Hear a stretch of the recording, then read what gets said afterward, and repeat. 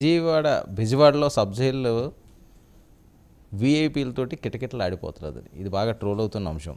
Dhananjaya Reddy అవనియండి, Krishnamohan Reddy అవనియండి, Balaji Govindappa, Kasireddy Rajasekhar Reddy, Sajjala Sridhar Reddy, Dilip, Chanakya, IPS, PSR Anjaneyulu వీళ్ళందరూ కూడా ఒకే జైల్లో ఉన్నారండి. ఇంకా వంశీది అయితే చెప్పనవసరం లేదు. 3 నెలల నుంచి ఆయన అక్కడే ఉన్నాడు. ఖచ్చితంగా ఇది ఒక రెడ్ బుక్ అనేది అక్కడ సిలబస్ అక్కడ తయారవుతుంది. రెడ్ బుక్ సిలబస్ లోకేష్ తయారు చేశాడు.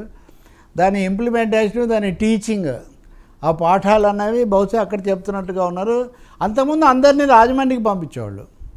దాదాపు ప్రతి వాళ్ళని కూడా రాజమండ్రికి చాలా దూరం నుంచి కూడా తీసుకెళ్ళేవాళ్ళు.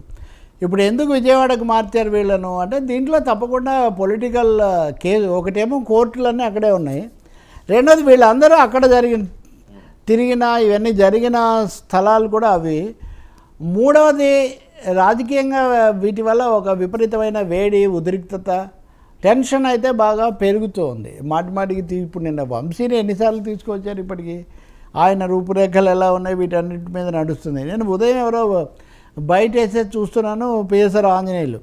ఆయన దాదాపు అంతకుముందు ఇప్పుడు ఒకటే విధంగా ఉన్నారు. మరి పోలీస్ అధికారి కాబట్టి వాళ్ళకి ఇవన్నీ మామూలుగా అలవాటైనందువల్ల కావచ్చు, ఆ వాతావరణం అవన్నీ.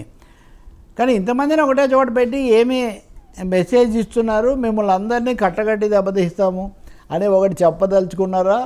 మూడవది ఎవరిని వదిలిపెట్టేది లేదు, ఒకరి తర్వాత ఒకరు వస్తారని సిద్ధమవుతున్నారు. ఇప్పుడు ఎలా తయారైందంటే ఇప్పుడు వైసీపీ వాళ్ళలోనే కోపాలు వస్తున్నాయంట. ఆయన నన్ను అసలు నాకంటే ఆయన ఎక్కువ ఉంటే ఆయన వదిలేసి నన్ను అరెస్ట్ చేశారు. ఈ పద్ధతిలోనే ఒక విధమైన అంతర్గత వైరుధ్యాలు కూడా ఇప్పుడు బయలుదేరుతున్న పరిస్థితి అని. ఇప్పుడు విడుదల రజని ఆమె కారు దగ్గర పట్టుకోవడం అదంతా జరిగింది. సో 2 వీడియోలు విడుదలైన తర్వాత ఎందుకు అంతగా, ఉదాహరణకు ఆ కారులో ఎవరున్నారు, ఎట్టి పరిస్థితుల్లో ఆ కారులో ఉన్న మనిషిని అప్పగించడానికి ఆమె ఎందుకు అంతగా వెనుకాడారు? ఒకటి.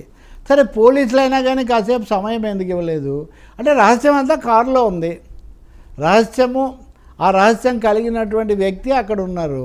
సో ఒకనే ఇప్పుడు ఈ రోజుల్లో ఫోన్లు వీటన్నిటిలో ప్రతి సెకండ్ కౌంట్స్ కదా.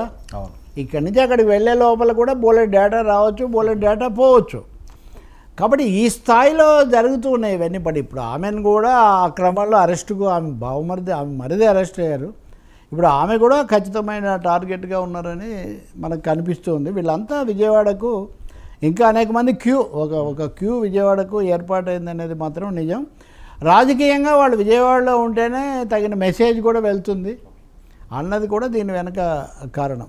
ఈ కోర్టులు కూడా కోర్టులు కొంచెం చట్టాలు పాటించమని చెప్తున్నాయి, కానీ నేర విచారణ లేకపోతే ఫిర్యాదులను మటుకు మీరు వదిలిపెట్టకండి అని మటుకు కోర్టులు ఖచ్చితంగా చెప్తున్నాయి.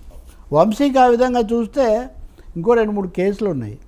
ఇప్పటికిప్పుడు ఆయన ఏమి బయటికి వచ్చేటంత అవకాశం కనిపించడం లేదు. చికిత్స ఇప్పించేది మటుకు కొంతవరకు ఆ చికిత్స మాత్రం ఇప్పిస్తున్నారు. దీని మీద బోల్డ్ మేమ్స్, ట్రోల్స్ అవన్నీ నడుస్తున్నాయి.